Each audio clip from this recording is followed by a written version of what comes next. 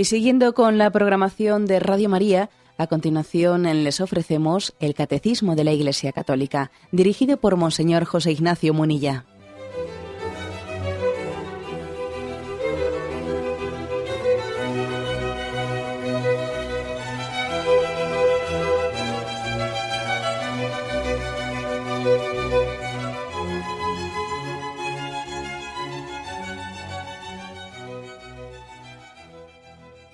Un cordial saludo a todos los oyentes de Radio María. Un día más, con la gracia del Señor, proseguimos el comentario del Catecismo de nuestra Madre la Iglesia. Y entramos en un apartado, ya estamos más bien en la parte final del sexto mandamiento, un apartado que tiene como título Las ofensas a la dignidad del matrimonio. Es el punto 2380 y 2381, los dos primeros hablan del adulterio. Y vamos a centrarnos en ellos. El primer punto sobre el adulterio, 2380, dice así. El adulterio, esta palabra significa la infidelidad conyugal. Cuando un hombre y una mujer, de los cuales al menos uno está casado, establecen una relación sexual, aunque ocasional, cometen un adulterio. Cristo condena incluso el deseo del adulterio. El sexto mandamiento y el noveno mandamiento el sexto mandamiento y el Nuevo Testamento prohíben absolutamente el adulterio. Los profetas denuncian su gravedad, ven en el adulterio la imagen del pecado de idolatría. Vamos desglosando como hacemos generalmente este punto. La primera frase es esta, ¿no? Sencillamente una definición. El adulterio, esta palabra designa infidelidad conyugal. Infidelidad conyugal. Bueno, la verdad es que, claro, si vamos describiendo cómo es el corazón de Dios, que Dios es comunión de tres personas divinas y que lo más propio de Dios es esa unión de comunión que existe en el seno de la Trinidad. Dios es comunión y el pecado es fracción, es partir la comunión, es romper la comunión, es ruptura de comunión, ¿no? Lo más propio de Dios es la fidelidad que tiene Dios consigo mismo entre las tres personas divinas, pero también la fidelidad que Dios manifiesta con nosotros. Dios ha llegado a nosotros de la siguiente forma, fijaros. Dios se ha revelado y se ha revelado descubriéndonos su amor. Segundo, ha hecho alianza con nosotros. Ha hecho alianza. Y tercero, Él ha sellado esa alianza en Jesucristo, permaneciendo fiel con nosotros. Este ha sido el proceder de Dios. Este es el proceder de Dios, ¿no? Entonces, claro, por eso nosotros queremos, que estamos hechos a imagen y semejanza de Dios, es tarea nuestra, es deber nuestro, imitar el proceder de Dios. Dios revela su amor. Establece alianza con nosotros y sella esa alianza y permanece fiel. Bueno, si os fijáis, esto podría ser todo un programa de lo que es el matrimonio. Se revela el amor, se descubre el amor, hay un enamoramiento y una manifestación de que yo estoy enamorado de ti. Se establece una alianza y se sella esa alianza permaneciendo fiel, ¿no? O sea, lo que Dios ha hecho con nosotros, pues eso mismo también, entre otras formas de realizarlo, se realiza en el matrimonio, revelando el amor, estableciendo una alianza, sellándola, permaneciendo fiel. Por eso tiene tanta gravedad, claro, la infidelidad conyugal tiene una gravedad, pues de una categoría elevada, no elevadísima, claro, porque supone una ruptura de una alianza que al fin y al cabo es imagen de la alianza de Dios con nosotros. Por tanto, definición de adulterio: infidelidad conyugal. Que decir infidelidad conyugal, pues es decir lo más, o sea, la ofensa más grande que se puede hacer contra el cónyuge, contra que es comunión, que es alianza, pues es la infidelidad. Es la antítesis, claro. Son dos palabras que son antitéticas, ¿no? Infidelidad conyugal. Es como si se dijese lo frío caliente. Claro, es antitético, ¿no? Por eso es una ofensa tan grande. Dice la siguiente frase: cuando un hombre y una mujer, de los cuales al menos uno está casado, establecen una relación sexual, aunque ocasional, cometen un adulterio. Bueno, en primer lugar, una precisión que es la siguiente, ¿no? Dice que para cometer adulterio, claro, no hace falta que los dos que cometen adulterio estén casados. Basta que uno de los dos que cometen adulterio esté casado para que ya eso sea adulterio. Y adulterio por parte de los dos, no únicamente por parte del que estaba casado. También el otro, el que no estaba casado, también está cometiendo un pecado de adulterio.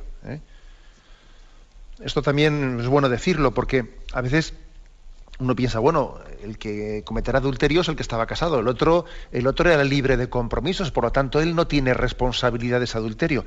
Claro que tiene esa responsabilidad de adulterio, claro que la tiene, porque es que cuando alguien establece una relación con una persona casada, se está metiendo en un terreno sagrado, y subrayo esta expresión, está entrando en un terreno sagrado, porque sabe que esa persona tiene una alianza establecida. Luego yo a esa persona no le puedo tratar, no me puedo acercar a ella de la misma manera que a otro que no está casado. Esto es una cosa que el sentido común parece que pues la afirma, ¿no? Pero hoy en día esto no hay delicadeza suficiente muchas veces para tener esto en cuenta. No me puedo acercar igualmente. Pues una persona soltera no debe de acercarse igualmente y tratar de la misma manera con una persona casada que con una persona que no está casada, en el estilo de su forma de hablar, etcétera. Pues no, es distinto. Sabe que está entrando en un terreno sagrado. Y aunque el compromiso de fidelidad lo estableció el otro, yo también soy corresponsable del compromiso de fidelidad que tiene una persona con la cual yo entro en contacto. Todos somos corresponsables de alguna manera unos de otros, de las vocaciones. No vale decir, esto no es mi problema, es su problema, él es el que está casado. No, claro que yo soy también corresponsable. Yo estoy entrando en un terreno sagrado y tengo que saber cómo entro. Más aún, a veces creo que hay un pecado muy grave que suele tener lugar cuando alguien se convierte en una especie de tentador ante una alianza, cuando alguien ejerce como de serpiente, permitidme la expresión. Acordaros que también el pecado original, que supuso pues una ruptura de esa alianza de amor, ¿no?, entre Yahvé y Adán y Eva, también tuvo su serpiente, imagen de Satanás, y también a veces pues se ejerce de serpiente, me refiero de tentador, para que se rompa una alianza matrimonial. Y lógicamente ese pecado puede ser, o sea, no puede ser, no, es gravísimo. No vale decir yo no estoy casado, él es el que tiene que cuidar el matrimonio. No, tú eres corresponsable también. Eres corresponsable. También un detalle, a veces puede ocurrir, yo he conocido algún caso, puede ocurrir que una persona sea engañada en el sentido opuesto, no en el sentido que él ejerza de tentador, sino que igual se le acerque una persona que es casada y le oculte que es casada. Se lo oculte y entonces comience con él una relación afectiva, él piensa que es un noviazgo, pues que se abre una posibilidad de noviazgo, pues limpia, porque hay un camino despejado, y luego más tarde descubre que esa persona era casada. Y entonces, ¿qué ocurre? Pues claro, que en ese momento ya ha dejado correr unos sentimientos, igual no había empezado formalmente pues el noviazgo, pero vamos, ¿no?, que ya se había dejado un tiempo intermedio en el que se había permitido que los sentimientos aflorasen, etcétera, etcétera, y luego descubre que es casada, ¿no?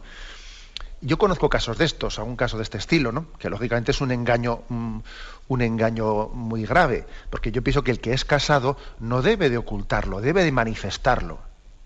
Y no me refiero únicamente a llevar un anillo, que también está muy bien, ¿no?, y yo pienso que es bueno, sino también me refiero al hecho de manifestarlo en nuestra vida diaria, ¿no?, de no estarlo ocultando. O sea, yo creo que es un mal signo de salud matrimonial el que alguien esté como ocultando o que no lo diga, o que uno se pueda pasar muchísimo tiempo junto a otro sin saberlo. Eso es un mal síntoma.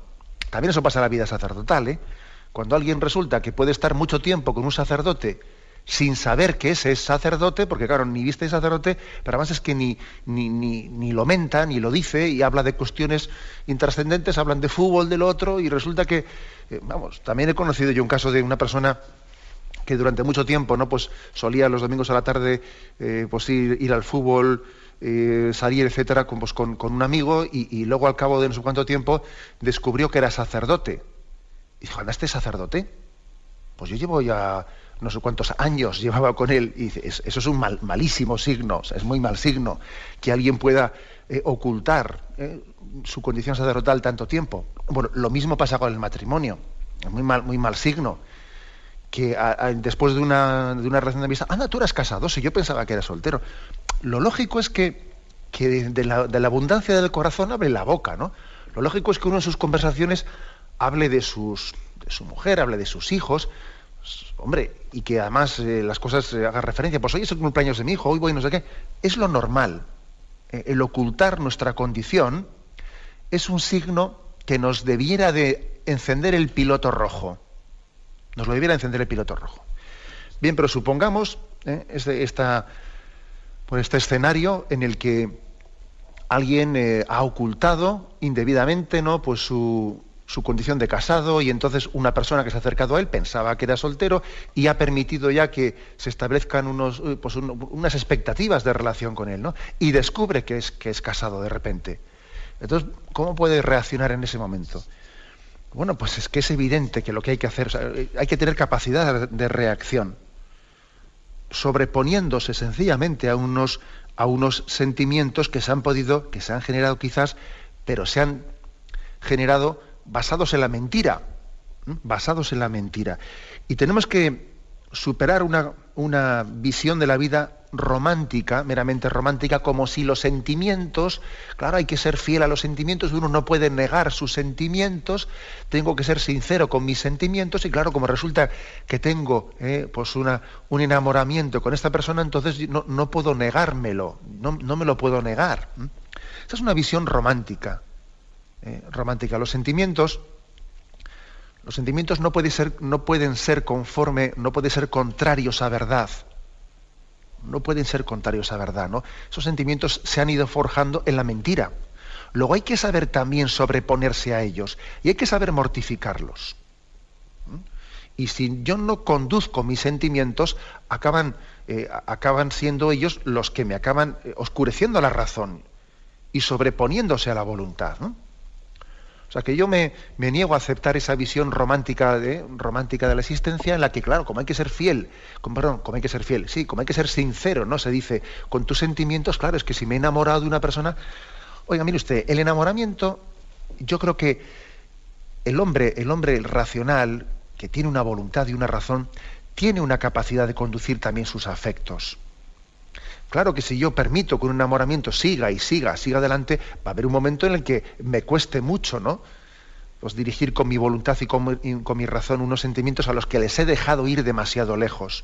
Pero tenemos esa capacidad de conducir nuestros sentimientos y discernirlos y ver cuáles de ellos son conforme a la verdad y a la alianza de nuestra vida y cuál de ellos son contrarios. Luego también hay que saber mortificar sentimientos que son contrarios a verdad.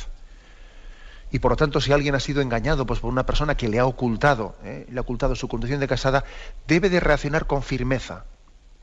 Porque no puede ser de Dios lo que ha nacido basado en la mentira. Lo que ha tenido su origen en la mentira, en el ocultamiento. No puede ser de Dios. Por mucho que luego digamos que son unos sentimientos muy bonitos. No puede ser bonita la mentira. La mentira no puede ser bonita. Eso creo que la verdad, el bien y la belleza tienen que estar unidos. No podemos intentar distinguir estos tres trascendentales que decían los clásicos, ¿no? Verum, verdad, bonum y pulcrum. No, los tres tienen que estar unidos: verdad, bondad y belleza.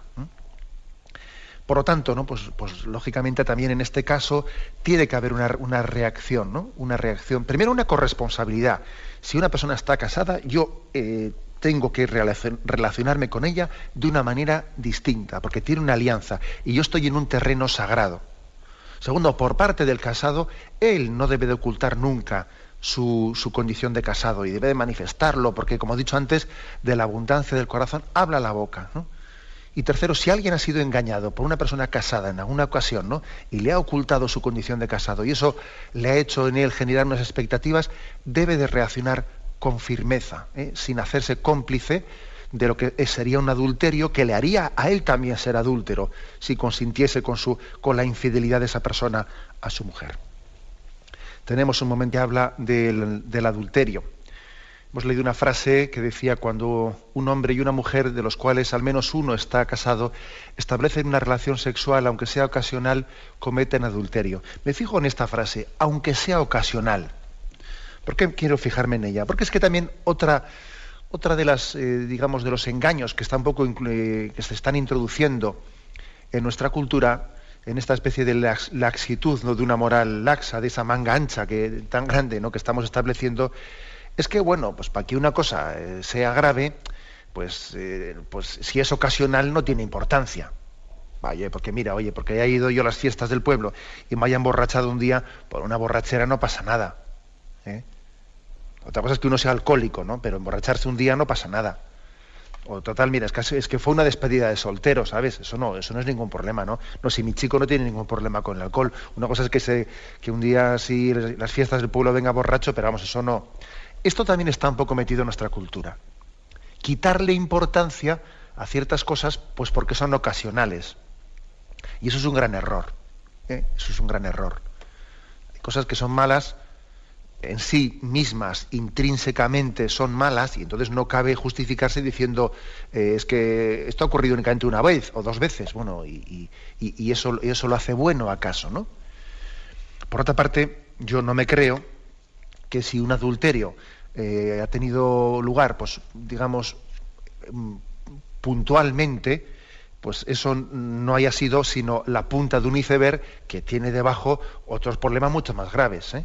O sea, aunque haya sido pocas veces o una sola vez o dos veces, ¿no?, los actos de adulterio que una persona ha cometido, eso es imposible que haya tenido lugar en el contexto de un matrimonio sano, con salud, ¿no? Quiere decir que mi relación no es la que tiene que ser, de lo contrario eso no ocurriría ni ocasionalmente, ¿eh? Y esto que digo yo, algunos le dirían, es que eso sería un rigorista. No, un rigorista no, es que las cosas son como son. Es decir, es que nosotros no podemos decir, te quiero mucho, te quiero mucho, pero menos esta noche, que he quedado con una. Pero, entonces lo primero es mentira. O sea, no únicamente va a ser mentira esta noche, no, es que es mentira también esta mañana. ¿Me explico? O sea, que hay cosas que son así, ¿eh?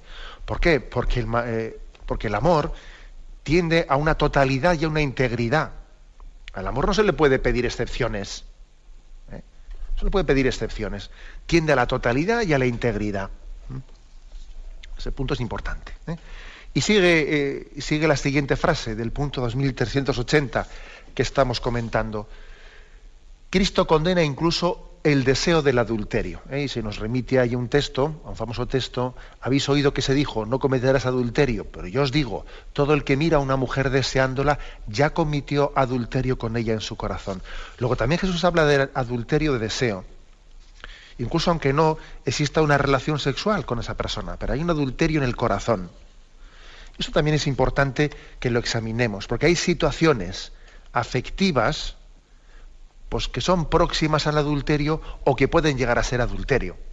Situaciones afectivas, claro, cuyas fronteras pueden ser unas fronteras muy difusas, ¿no?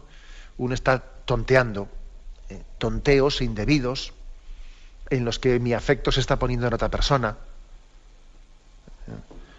O estoy llegando a tener una serie de intimidades, de contar mi vida, contar cómo me siento interiormente, con una mujer o con un hombre, llegando a unos grados de intimidad que en absoluto los tengo con mi esposo o con mi mujer, y los estoy teniendo pues con otra persona, y además en un contexto no de sana amistad, ¿no?, sino en un contexto en el que uno ve que se están fácilmente confundiendo las cosas.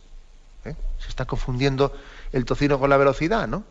Entonces, bueno, pues se está estableciendo una situación de adulterio, pero sin relaciones sexuales, pero que puede estar ocurriendo eso.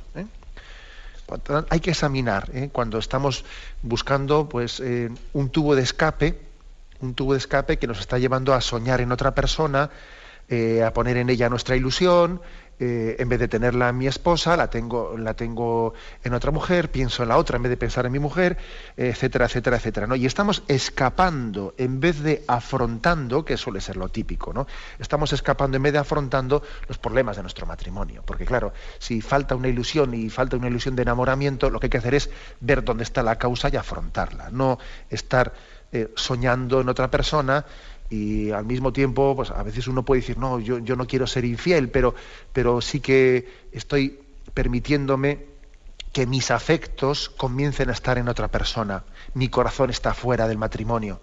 Mantengo quizás, ¿no?, la estructura, pues por tradición o porque igual mis principios he sido educado en ellos, mantengo una fidelidad física, pero mi corazón está fuera del matrimonio. Pues eso en el fondo es un adulterio. Es un adulterio, aunque no tenga relaciones sexuales, pero a esto se refiere Jesús, ¿no? Cuando dice, yo os digo, todo aquel que mire a una mujer deseándola, ya cometió adulterio con ella en su corazón.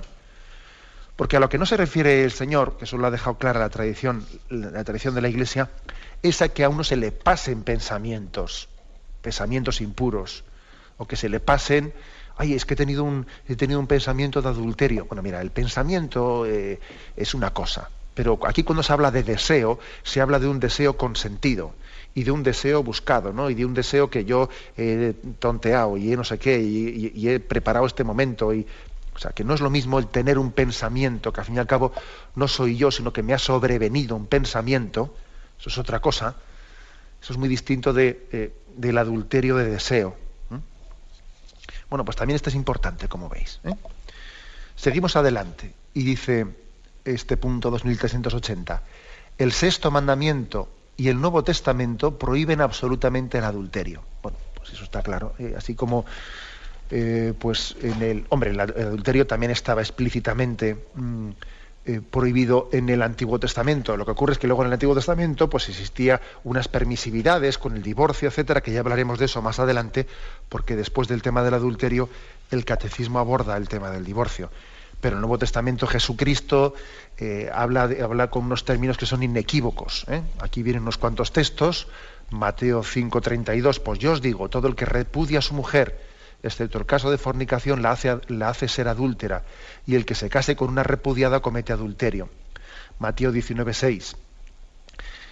Por eso dejará el hombre a su padre y a su madre y se unirá a su mujer y serán los dos una sola carne, de manera que ya no son dos, sino una sola carne, pues lo que Dios unió que no lo separe el hombre. Marcos 10:11. Quien repudia a su mujer y se case con otra comete adulterio contra aquella, y el que repudia a su marido y se casa con otro comete adulterio. O sea que se habla de adulterio de una manera muy explícita. 1 Corintios 6, versículos 9-10, que es el último texto que nos ofrece el catecismo. ¿No sabéis acaso que los injustos no heredarán el reino de Dios? No os engañéis, ni los impuros, ni los idólatras, ni los adúlteros, ni los afeminados, ni los homosexuales, ni los ladrones, ni los avaros, ni los borrachos, ni los ultrajadores, ni los rapaces. Aquí hace toda una lista de males morales, ¿no? De males morales. No de personas que padecen los males morales, sino de personas que cometen libremente y conscientemente los males morales. Y dice que no heredarán el reino de los cielos. Y entre ellos habla de los adúlteros. O sea que por lo tanto la contundencia de Jesucristo y del Nuevo Testamento no puede ser más clara. Son una serie de textos los que ahí se proponen. Tal es así que la Sagrada Escritura compara el adulterio, lo compara con la idolatría. Termina diciendo este punto que estamos comentando hoy. Los profetas denuncian su gravedad, la del adulterio, ¿no? Ven en el adulterio la imagen del pecado de idolatría. Del pecado de idolatría. Y entonces aquí se nos ponen dos textos, no dos, no tres. Oseas 2:7. Pues su madre se ha prostituido, se ha deshonrado la que los concibió cuando decía, me iré detrás de mis amantes, los que me dan mi pan y mi agua, mi lana y mi lino, mi aceite y mis bebidas. Jeremías, estamos hablando de que los profetas, digo esto para que se entienda lo que estoy leyendo, que los profetas a veces utilizan la imagen del adulterio para reprochar a Israel sus idolatrías, cuando están adorando falsos dioses. O sea, estáis siendo adúlteros, o sea, le estáis traicionando a vuestro esposo Yahvé. Es una manera de decir, mira, eso de hacerte falsos dioses, fíjate si ante Dios lo más grave es pues adorar falsos dioses, no, eso es ser adúltero. Eso es ser adúltero, porque tú te habías casado con Yahvé, te habías desposado con él. Bueno, pues fíjate, estás siendo adúltero, ¿no? Dice, hay tus adulterios y tus relinchos, la bajeza de tu prostitución, sobre los altos, por la campiña, he visto tus monstruos abominables. Ay de ti, Jerusalén, que no estás pura. Jeremías 13:27, ¿no? Habla de esos altares que elevaban en los altozanos, etcétera, los falsos dioses. Y dice, te estás prostituyendo. Bueno, es una manera de ver qué importancia se le da al pecado de adulterio, que se le compara también en la imagen con la idolatría. Fijaros que hay tres imágenes que la Sagrada Escritura se utilizan para hablar de la relación de Dios con nosotros. Primera es la paterno-filial. Dios nos ama con un amor de padre. La segunda es la de amistad. Dios nos ama como un amigo. Y la tercera es la esponsal. Dios nos ama como un esposo. Y el pecado consiste en ser infiel a ese amor de padre, a ese amor de amigo y a ese amor de esposo. Y las tres imágenes, ¿no? Cada una de ellas pone el dedo en la llaga en un aspecto que la hace más grave, que la hace más grave. Pues, por ejemplo, ¿no? La imagen paterno-filial, pues es la parábola del hijo pródigo, el hijo que es desagradecido, ¿no?, hacia el amor de su padre. Digamos que la imagen del amor paterno-filial, cuando el amor, mejor dicho, cuando el pecado, cuando la infidelidad es contra el padre, sobre todo subraya lo desagradecidos que somos. Cuando el pecado es contra un amigo, o sea, contra Dios amigo, por ejemplo, que cuando Jesús dice, no, pero eres tú, mi amigo, mi confidente, en el que tenía puesta mis esperanzas, tú me has traicionado, ¿no? El pecado contra el amigo y contra el Dios amigo, sobre todo, subraya, más que el desagradecimiento, subraya la traición.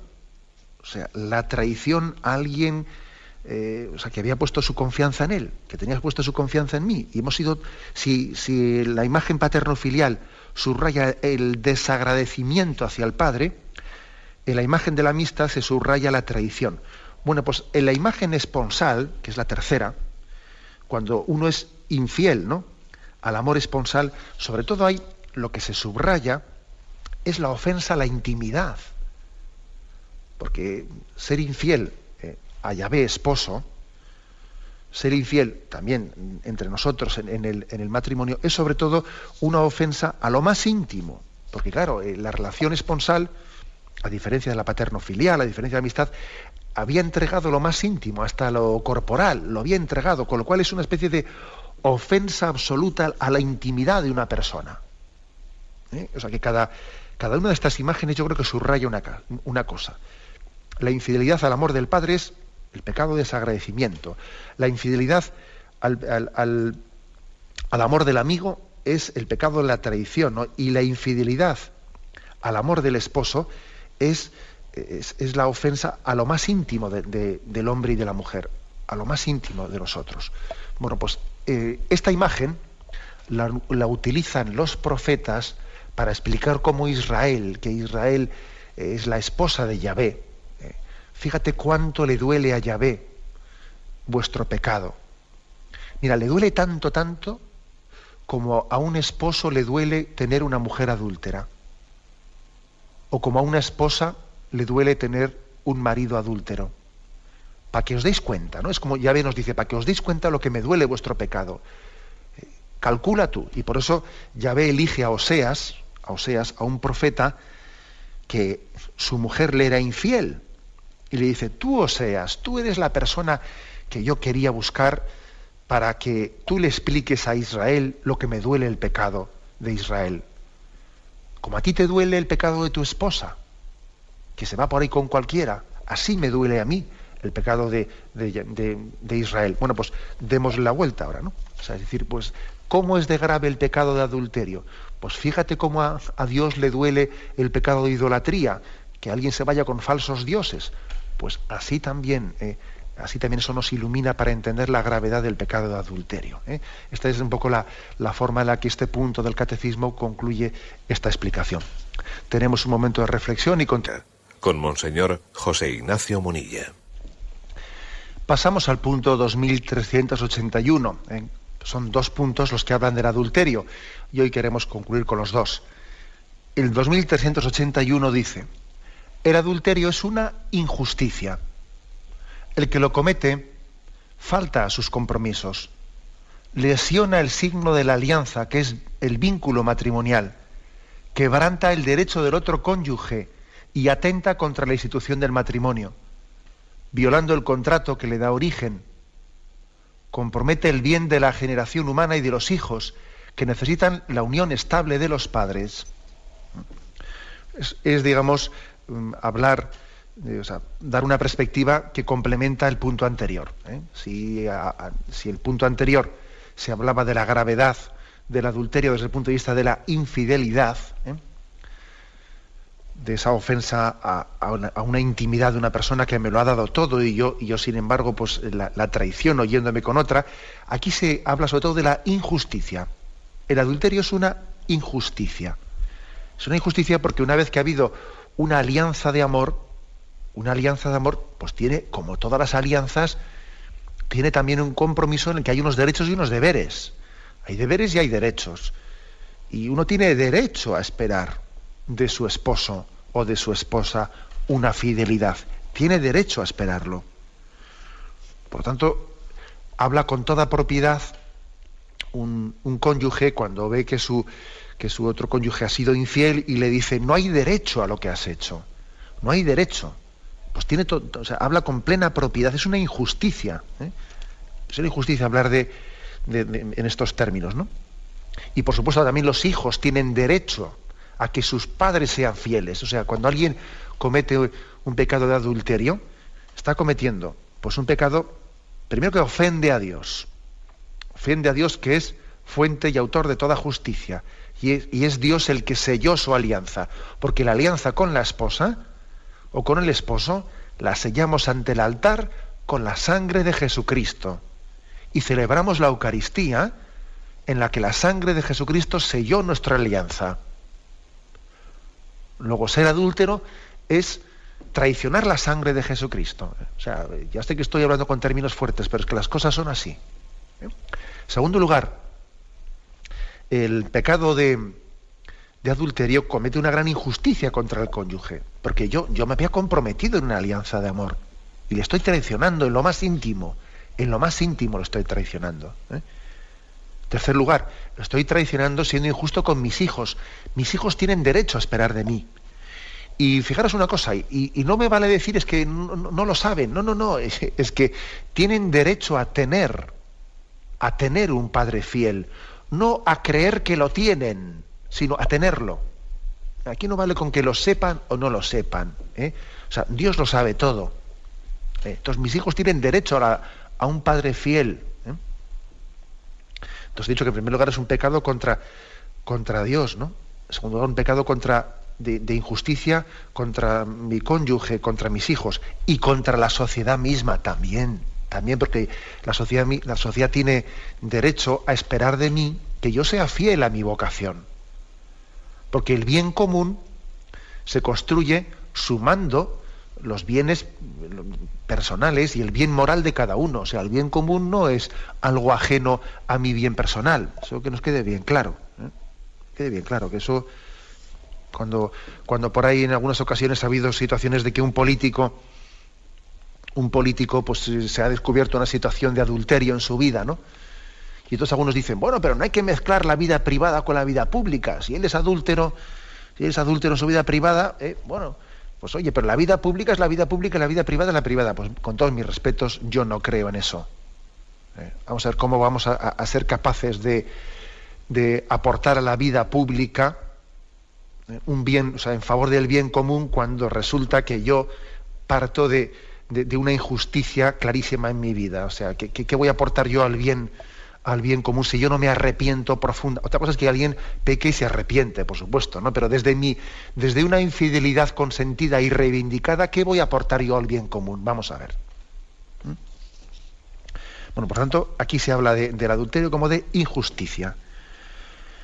Y creo que hay que también tener cuidado con justificar la injusticia, que no hay nada más contradictorio, porque generalmente cuando cometemos el mal, siempre luego pretendemos justificarlo. Nadie comete una injusticia diciendo, voy a ser injusto. No, eso no suele ser así. Nos justificamos lo injusto, que eso es, bueno, pues un juego de palabras, pero suele ser así.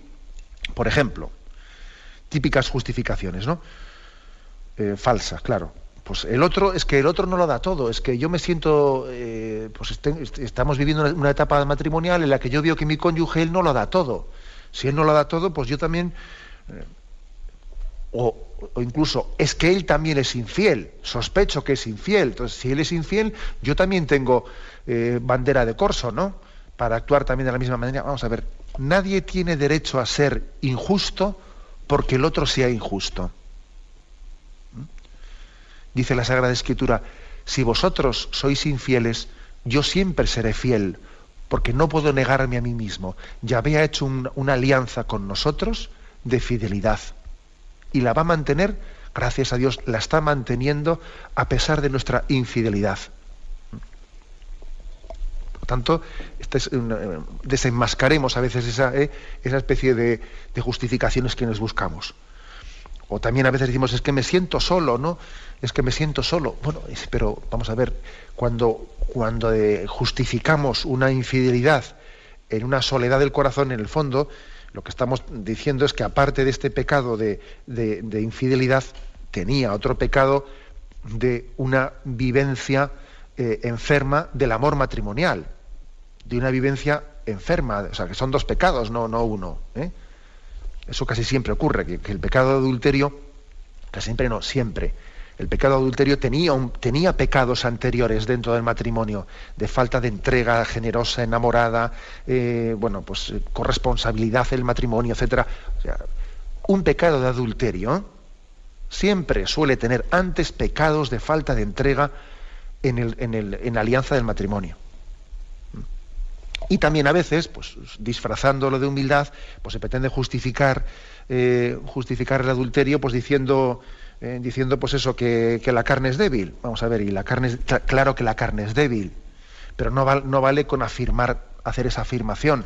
Aparte de hacer esa afirmación, hay que poner los medios concretos, poner los medios concretos para que la carne, que es débil, pues pueda ser reconducida a nuestra debilidad y puesta bajo la protección de la gracia, alejándose de situaciones de peligro, recurriendo a los sacramentos con fuerza, luchando para que nuestro matrimonio tenga toda la salud espiritual que debe de tener. O sea que no vale invocar eso de que la carne es débil si al mismo tiempo no ponemos toda la carne en el asador para poner los medios. Es decir, que la contrición es verdadera, el dolor es verdadero cuando hay propósitos de enmienda concretos. Si los propósitos de enmienda no existen, el de poner medios, pues el teórico reconocimiento de mi debilidad no es contrición, eso es justificación. Sin embargo, cuando se ponen medios, entonces sí que hay contrición. Pues a veces uno se encuentra con personas que no tienen ningún problema en reconocer su debilidad. Es que, claro, la carne es débil, sí, claro, pero usted me está hablando de que la carne es débil como si eso fuese arrepentimiento o contrición, pero no lo es. No lo es porque usted no está poniendo los medios para ello. También una cosa, ¿no?, que creo que, aunque no es estrictamente lo que se habla en este punto, también hay que decirla. A veces ocurre que la falta de la vivencia de la castidad dentro del matrimonio, el hecho de que se viva el matrimonio, mejor dicho, el amor conyugal, con pecados contra la castidad conyugal, con muchos pecados, pues por ejemplo, contra la apertura de la vida, con métodos anticonceptivos, etcétera, etcétera. El hecho de que se viva, o sea, que se peque contra la castidad conyugal, nos hace más proclives, o sea, nos hace más susceptibles después del pecado de adulterio. Eso es otra cosa, ¿eh? el que cometamos injusticias dentro de nuestro matrimonio nos hace más proclives. ¿Por qué? Porque estamos viviendo la sexualidad de una manera no santa, egoísta. Estamos utilizándonos unos a otros dentro del matrimonio. Y puestos ya a ser egoístas, ya es más fácil después cometer adulterio. Esto es otra cosa de las cuales pocas veces nos atrevemos a decirlo, pero esta es una de las causas también del aumento de los adulterios. A mí no me cabe la menor duda que es la falta de evidencia de la castidad dentro del matrimonio, porque eso hace que nos utilicemos unos a otros, que no nos amemos generosa y santamente, que nos utilicemos. Y claro, esas utilizaciones son una espiral que siempre están buscando unas mayores satisfacciones, y entonces ahora mi mujer no me satisface, voy a buscar experiencias nuevas porque ya la tengo demasiado conocida. O sea, cuando la sexualidad deja de vivirse pues en ese marco de santidad y pasa a ser un uso para el propio placer, y ya es más fácil caer en el adulterio.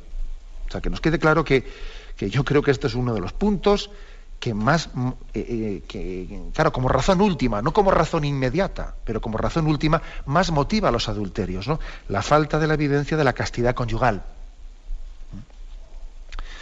Bueno, pues como veis, ¿no? Pues estos dos puntos, el 2380 y 81, ponen el dedo en la llaga con valentía, ¿no? Sobre el tema del adulterio, recogiendo la frase profética de Jesucristo, que nos llama a la fidelidad, que nos pide que seamos fieles como fiel permaneció Él a esa vocación que el Padre le dio de entregar su vida por nosotros. Lo dejamos aquí y damos paso ahora a la intervención de los oyentes. Podéis llamar para formular vuestras preguntas al teléfono 917-107-700, 917-107-700.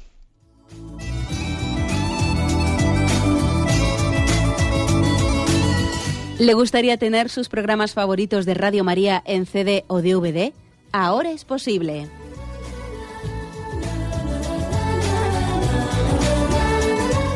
Le sugerimos que primero se informe en qué formato de audio lo puede escuchar en su equipo, DVD o CD, teniendo en cuenta que no todos los lectores de CD pueden reproducir el formato digital MP3 en el que enviamos nuestros programas.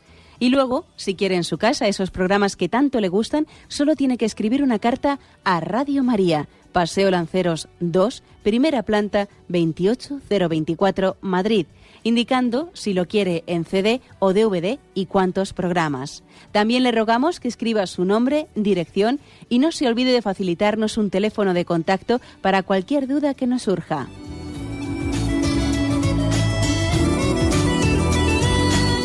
Radio María, más cerca de usted.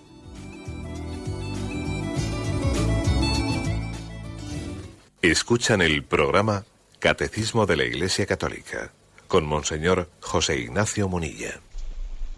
Sí, buenos días. ¿Con quién hablamos? Buenos días, Monseñor. Soy Buenos Armando. días. Adelante, le escuchamos. Monseñor, lo felicito por el programa y Dios le pague por todo lo que nos ayuda y todo lo que ha dicho usted, Señor. Pues desafortunadamente me ha caído a mí muy duro en el corazón, porque yo soy colombiano y llevo 9 años aquí en España y he caído en la debilidad, no de la carne, porque no lo voy a justificar como lo dice usted, pero he cometido adulterio con mi señora y yo soy cursillista y todo eso me ha servido para arrepentirme. Le he pedido perdón a mi Dios, he hablado con mi señora y estoy muy arrepentido, Monseñor, y me ha dolido mucho todo eso, lo que le he hecho a mi señora y todo lo que usted ha dicho me ha caído como una espada clavada en mi corazón y estoy muy arrepentido y le pido perdón a mi señora y no quiero justificar nada, porque de todas maneras he cometido un pecado muy, muy grande y le pido mucho a mi Dios y escucho mucho Radio María y usted me ha ayudado mucho y en este momento estoy compartiendo con mi señora y quiero que usted nos dé una voz de aliento, porque sus palabras nos llegan mucho al corazón, Monseñor, y mi Dios le pague. Pues la verdad es que yo creo que Dios bendice los corazones humildes. Usted decía que esa palabra pues le ha llegado como una espada, ¿no? Yo creo que no se olvide que esta es una espada que, como dice San Pablo, que penetra y penetra hasta dentro, penetra hasta el tuétano, pero también es una espada sanadora. Es una espada que es fuego candente, que también rasga y sana las heridas, ¿no? Por lo tanto, yo creo que es la verdad la que nos hace libres. No se puede buscar la paz en la mentira, ni en las autojustificaciones, ni nada, ¿no? Yo creo que usted ha sido valiente, primero pidiendo perdón a Dios, incluso sincerándose ante su mujer, planteando de esta manera tan a tumba abierta, con todas las cartas encima de la mesa, ¿no? La verdad nos hace libres, ¿no? Entonces yo creo que ese proceso de sanación que tiene usted ahora mismo, escuchando Radio María, etcétera, construyendo juntamente con su mujer, no creciendo con ella.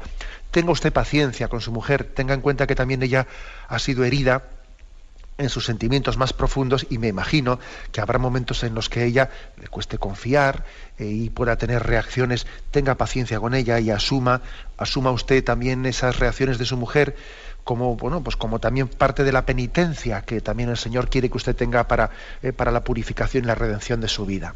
Asuma las contrariedades de la vida con mucho cariño, pues momentos malos que tenga su mujer, etcétera, asúmalos como parte de una penitencia purificadora. Y no permita que, bueno, pues que eso le quite la esperanza, ni que le quite la alegría, ¿eh?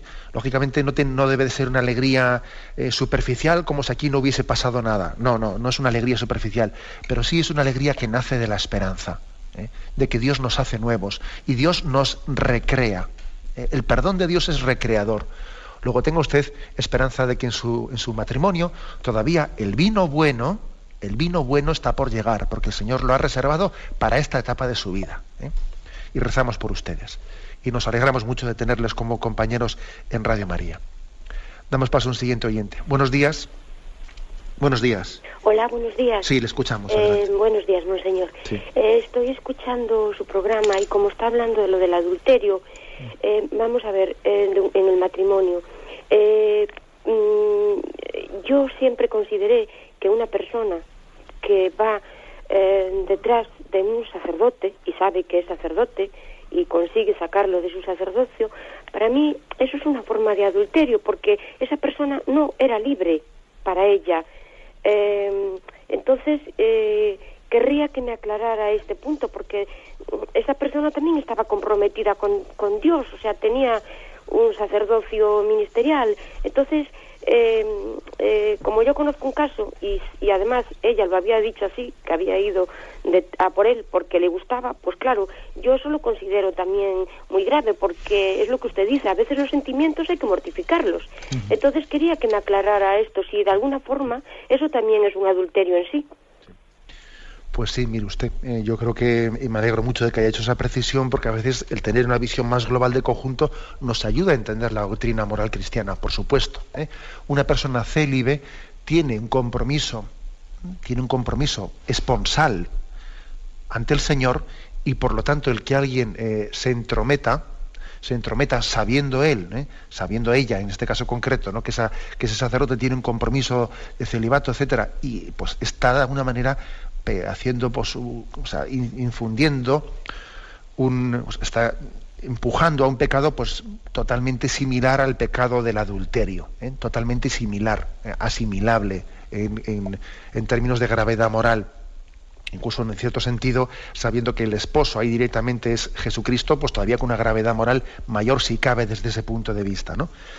Luego sí, eso quiere decir que tiene que haber una responsabilidad por parte del sacerdote en cuidar su celibato, y tiene que haber también una responsabilidad en cómo nos acercamos a los sacerdotes o a las religiosas o a las personas consagradas. Tiene que haber también una delicadeza en la manera de acercarse a un sacerdote, y la manera de hablar con él, o una religiosa, y por supuesto un sacerdote y una religiosa tiene que cuidar también la manera en la que él se expresa, tiene una relación de amistad, también debe de ser cuidado, ¿no? Adelante, hemos pasado a un siguiente oyente. Buenos días. Buenos días. Sí, le escuchamos. Vamos a ver, pues mire, yo sería el caso de mi hermano, pues que está unido a una separada, y bueno, ya han tenido unos hijos que han sido mayorcitos. Lo único que en algunas ocasiones, pues, después de ya varios años, pues a mi hermano le he visto ir al sacramento de la reconciliación, o sea, de la penitencia, y a la Eucaristía. Entonces no sé eso si ha sido correcto o qué. Vale, muchas gracias.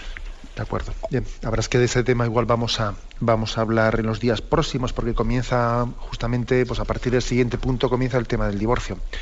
Pero en concreto lo que usted plantea, vamos a ver, para que su hermano se haya acercado adecuada o correctamente al sacramento de la confesión o al sacramento de la Eucaristía, haría falta que él hubiese tenido pues un propósito de solucionar, lógicamente, esa infidelidad que ahí existe de estar unido a una persona casada, o cuando menos de haber tenido un compromiso de vivir en castidad con esa persona. A veces, pues cuando uno está unido a una persona que está casada, etcétera, y han tenido descendencia con ella, y por lo tanto hay ya una serie de vínculos que es muy complicados el poder prescindir de ellos, pues la Iglesia permite en determinadas situaciones y circunstancias, intentando que eso no se haga ante los ojos de los demás de manera que pueda ser motivo de confusión o de escándalo, permite el que esas personas reciban los sacramentos siempre y cuando adquieran o asuman un compromiso de vivir en castidad, de vivir como hermanos y no como esposos que no lo son, porque esa persona tiene otro marido. Pero bueno, como veis, es un tema delicado del cual podremos hablar en los próximos días.